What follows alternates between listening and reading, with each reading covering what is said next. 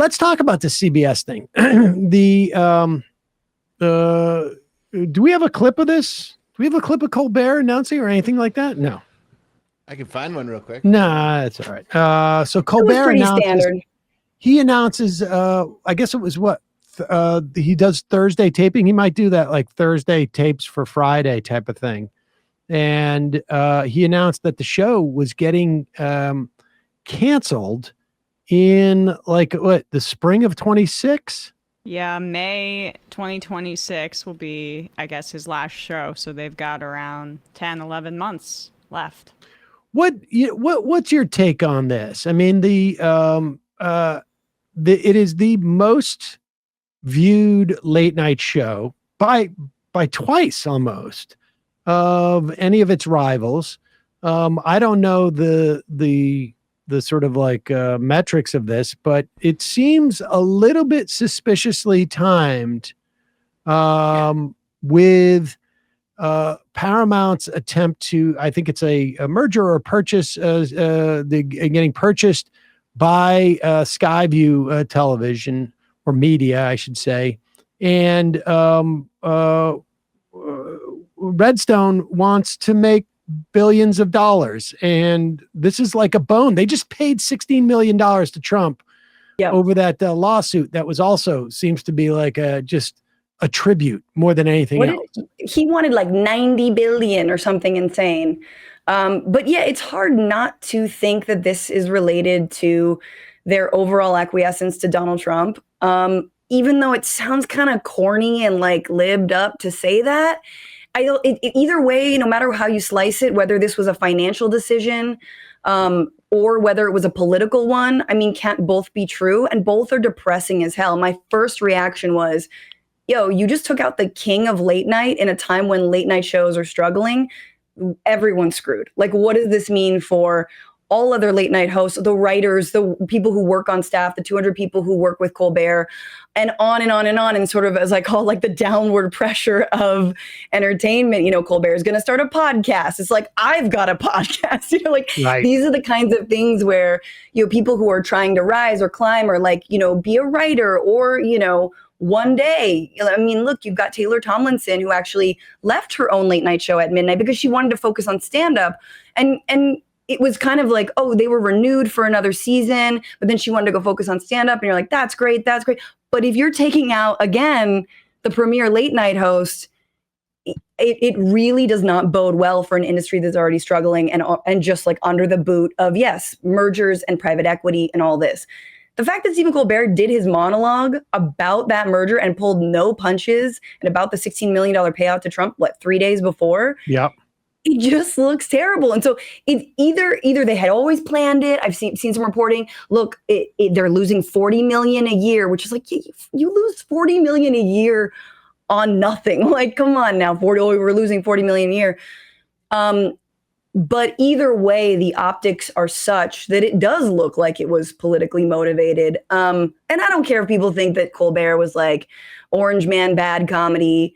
You know, he is an excellent host. He's an excellent entertainer, and he did great there. So yeah, Jimmy Fallon's still over at NBC, and I don't know if he's like been relevant to the discourse in like 6 or 7 years. Like, I didn't like how Colbert handled that interview with Zoran, right? But for the most part, his politics, I know your theory on it, Sam, is like giving him an opportunity to address it. I mean, so no violence against Jews. Are you sure? Yeah. No violence? Mm-hmm. And it's still is lingering to the point where Zoran had to like apologize. I felt for him because it was so insane yesterday. But like the 60 Minutes thing is also a part of this picture. I feel like that's another story that we memory hold. That was basically the head of the longtime editor or producer or whatever at the top of 60 Minutes. Basically was forced out because of pressure from the top to edit and censor their coverage of Donald Trump, the president. Why would we be shocked that they would say like, Colbert's critical of him. It's expensive to employ all these writers and to do this show. Just kill it. Yep. And it's you remember that like cancel culture I'm not sure if it started before this. I know it was more like kind of just like a turn of phrase or whatnot. And maybe it was like, I don't know where exactly when you say something's canceled, it came from. But initially in 2016, when Trump became president and Colbert came out swinging against him, the right freaked out and they wanted to cancel Colbert. Do you remember that? It was cancel, cancel, cancel. And since then, they've been obsessed with other people being canceled because of things they've said and free speech and all this. So there is, again, this little like lib inside of me that's very sad that like Trump won out. And he's openly gloating now about, winning out. And what's interesting is they weren't even like, we're going to replace him with a half drunk guy like Fallon. You know what I'm saying? We're going to replace him with like a no talent ass like Fallon who's never going to like punch up ever. Sorry. But like, no, they're going to completely get rid of the entire show altogether. Well, I think he's full drunk, by the way. Yeah, that's, right. You got to be. Right. Don't be rude. I think you're right. I think both things can be true here. It's a twofer. I think for Paramount and Skyview, it is to grease the regulatory wheels, or to make sure that there's no friction. It really is just a tribute to Trump. But I also think, look, the writer's strike. Became the actors' strike became a vehicle for these massive companies who spent billions with a B on these streaming services, only to find like, oh wait, what? It's maybe we need to bring back commercials, to go back to essentially find out that like. We're just going to do TV now. Exactly. We're going to channels. Whatever's on is on. What? And Give this man a raise. So this is it is a twofer for them. It is a way for them to sort of like downsize. If the idea is that CBS and Paramount is going to become more a streaming service, the idea of live stuff doesn't have the same sort of like allure as it used to have in some ways, and like having this sense of a daily show is not necessarily the same. The habits are changing, and it's just not worth the amount of money for them to spend on it. But it is pretty nuts. And CBS, we should say, has a record of this.